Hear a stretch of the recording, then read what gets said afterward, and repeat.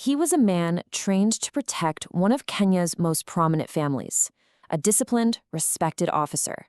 So how in the world did he end up dead in the middle of the night, shot twice, with his own gun? Today we're going to dig into the incredibly complex and tragic case of Corporal Barack Odor. And that's the big question, right? It's the paradox that hangs over this entire story.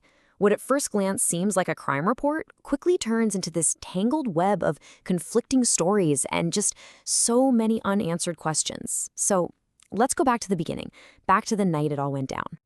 Okay, so the story kicks off on October 14th, 2022. It's about 3:30 in the morning when police in Kisumu get a call. There's been a shooting at the Victoria Gardens estate, which is a pretty posh, gated community. And right away, you can see why this became such a massive story. The victim wasn't just anybody. He was on the security team for the family of Kenya's former prime minister. And the cause of death? It's just baffling. He was somehow disarmed and then killed with his own weapon. It makes no sense. You know, to really get a handle on what happened that night, we first have to understand the man himself. Who was Corporal Barack Odor when he wasn't on duty? Well, if you ask his wife, Marcy, she paints this picture of a really devoted family man, a father of 5 who just a few hours before he was killed was right there at home with them, just having a quiet evening.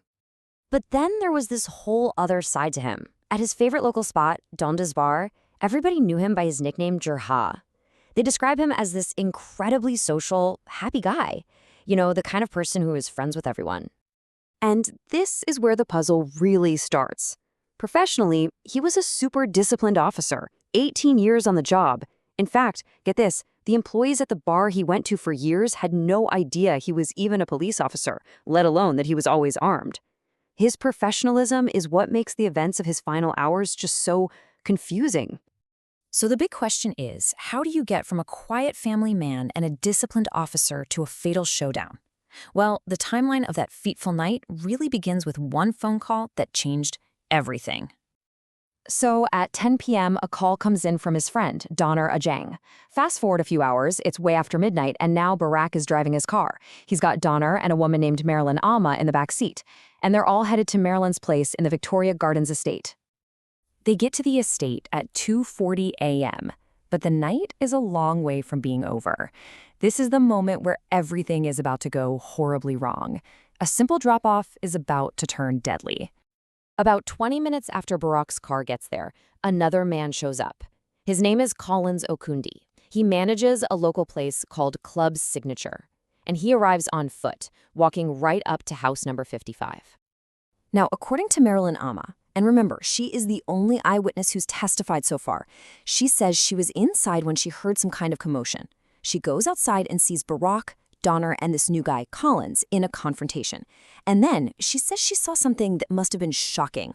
Barack pulls out his pistol, points it right at Collins, and then puts it back. Now, this is absolutely crucial. After seeing the gun, Marilyn says she got scared and hid behind the house.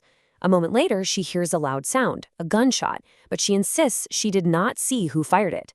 And that right there leaves a massive hole in the story. This whole thing raised a huge red flag for investigators. I mean, Victoria Gardens is a secure estate. You don't just wander in, especially in the wee hours of the morning.